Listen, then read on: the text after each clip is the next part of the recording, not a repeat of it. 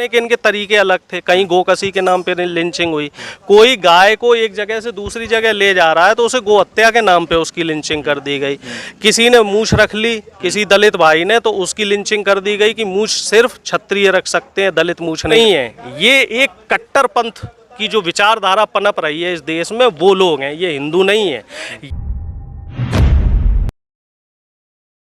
तो सवाल ये है कि मुसलमान और हिंदू के आपसी भाईचारे को 2014 में भारतीय जनता पार्टी के सरकार में आप किस तरह से देख रहे हैं? भाई देखिए, ऐसा है, 2014 से पहले ये जो एक माहौल है ना, माहौल 2012 में तैयार किया गया कि देश में करप्शन बढ़ रहा है, देश में महंगाई बढ़ रही है, देश में बेरोजगारी बढ़ रही है, और एक दूसरा नरेशन ये तैयार किया गया कि मुसलमान से देश को खतरा है। ठीक है, घर से बाहर निकलोगे, मुस्लिम की आबादी बढ़ रही है, मुस्लिम चारों तरफ हावी हो रहा है, मुसलमान आपको भाई घर से बाहर निकलोगे तो फरसा लिए खड़ा है, वो मार ही देगा। एक इस तरीके का माहौल, डर का, भय का माहौल यहाँ पे तैयार किया गया। और रहा सहा काम 2014 के चुनाव से पहले मुजफ्फरनगर दंगों में हो गया। यहाँ पे जबरदस्त तरीके से हिंदू मुस्लिम कराया गया।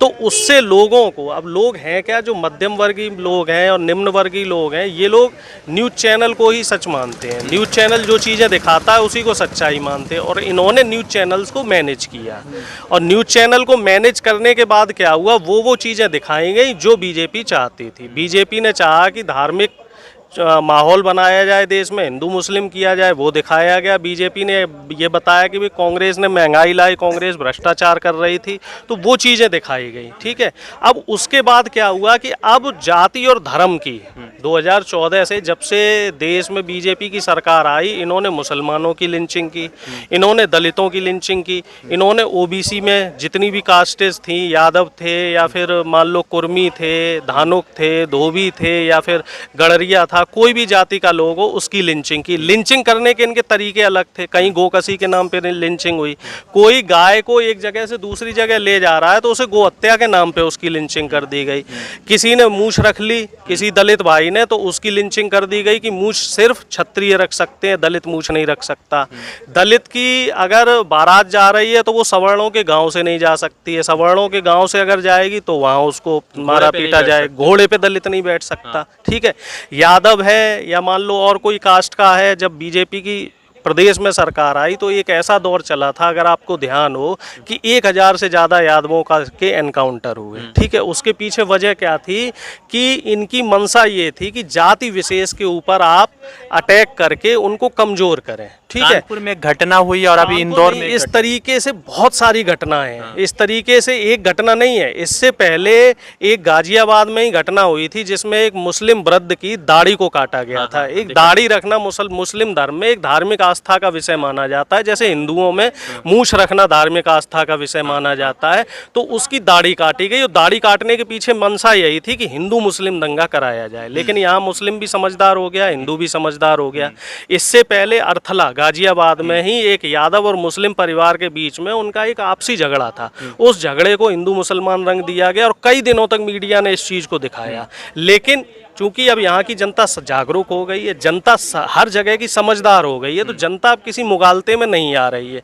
अब भोपाल में जो घटना हुई है, निंदनीय घटना है। हम किस बात कर रहे हैं? हम कर रहे हैं आधुनिक भारत की बात, हम कर रहे हैं विश्व शक्ति बनने की बात। लेकिन हमारी मानसिकता क्या है? हमारी मानसिकता वही है जो आज से 1000 साल पहले मानसिकता थी, मनुवादी व्यवस्था की।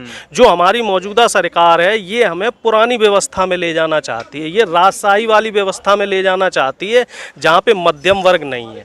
यहाँ सिर्फ 2 वर्ग रहेंगे। अगर बीजेपी के हिसाब से आप चलते हैं तो देश में 2 वर्ग रहेंगे। एक वर्ग वो जो शासन करेगा और एक वर्ग वो जिसका शोषण होगा। अच्छा, जिसका शोषक, शासन और शोषण वाला। बीच का जो वर्ग है, जो मध्यम वर्ग है, जिसको कांग्रेस ने या तीसरे मोर्चे की जो सरकार आई थी, जिसको मजबूत किया था, जिसमें आम आदमी था, गरीब का बच्चा पढ़ के रोजगार ले रहा था, गरीब का बच्चा हर फील्ड में जा रहा था, भाई आर्मी में जा रहा था, गरीब का बच्चा अधिकारी बन रहा था। तो वो चीज़ धीरे धीरे बीजेपी ख़त्म करना चाह रही है। आरएसएस उस चीज़ पे अटैक कर रही है। कैसे अटैक कर रही है? शिक्षा को महंगा कर दिया। आईआईटी से लेके आईआईएम से लेके मेडिकल तक की आप फीस देख लीजिए, पहले मेडिकल की फीस 3 से 4 लाख रुपए होती थी प्राइवेट संस्थानों। इस समय मेडिकल की फीस 15 लाख से 25 लाख है। आम आदमी बच्चा पढ़ा सकता है अपना, नहीं पढ़ा पाएगा। आप पढ़ा पाएंगे? आप पढ़ा पाएंगे? मैं पढ़ा पाऊंगा? नहीं पढ़ा पाएंगे।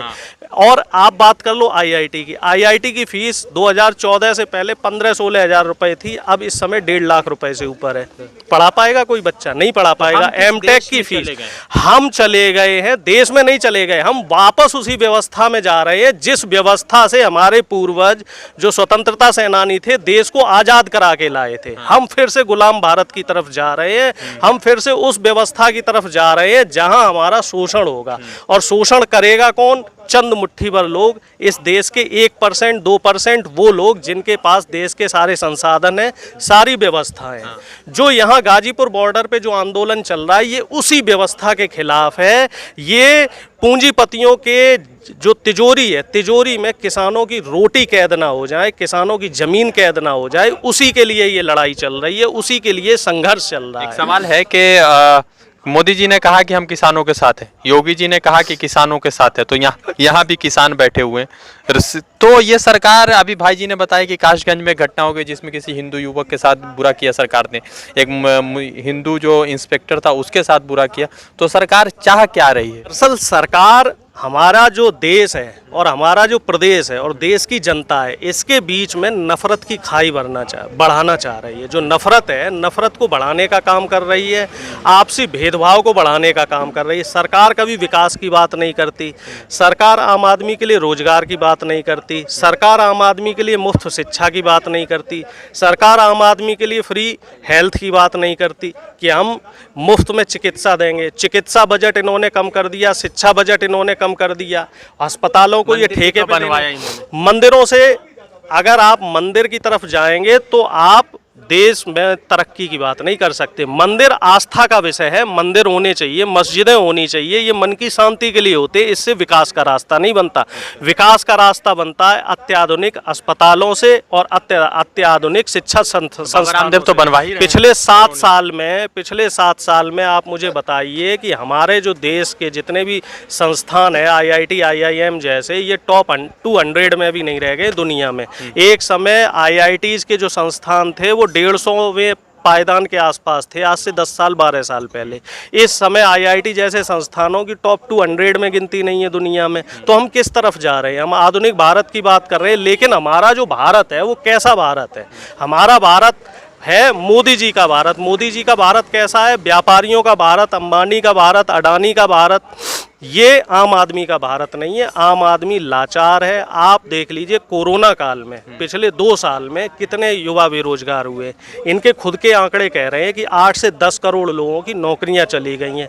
वो वापस नौकरी नहीं ले सकते, कहीं जाके अपनी गुहार नहीं लगा सकते, क्योंकि इन्होंने लेबर लॉ ख़त्म कर दिया है। आप न्यायालय नहीं जा सकते। अगर आपको आपका मालिक, कहीं आप नौकरी कर रहे हैं, जैसे मान लो आप नौकरी कर रहे हैं, आपको आपका मालिक नौकरी से निकाल देता है बॉस, तो आप न्यायालय नहीं जा सकते, कोर्ट नहीं जा सकते, क्योंकि लेबर लॉ ख़त्म हो चुका है।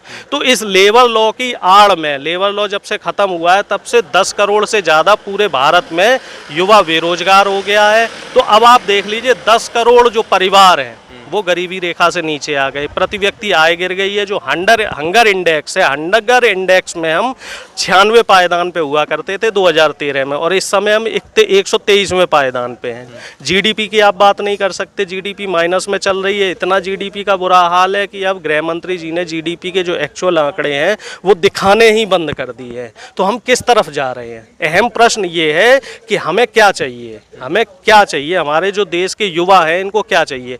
युवा अपनी नौकरियों के लिए अगर कहीं प्रोटेस्ट करते हैं तो उनके साथ लाठीचार्ज होता है। दिल्ली में आपने देखा है, अफगानी पता नहीं क्या क्या बोलती है। जो विरोध करेगा, आज की देश में माहौल, आज के तारीख में इस देश में ऐसा माहौल है, अगर आप विरोध करते हैं शासन सत्ता के खिलाफ, सरकार के खिलाफ, आपको पाकिस्तानी बोला जाएगा, आपको खालिस्तानी बोला जाएगा, आपको देशद्रोही बोला जाएगा। मौका पड़ा तो आपके साथ लिंचिंग होगी।